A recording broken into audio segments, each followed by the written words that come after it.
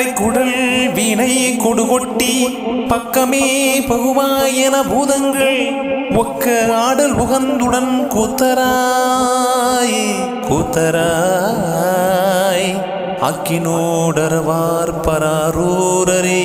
அக்கினோடு அரவார் பாரூரரே எந்த மாதவம் செய்தனை நெஞ்சமே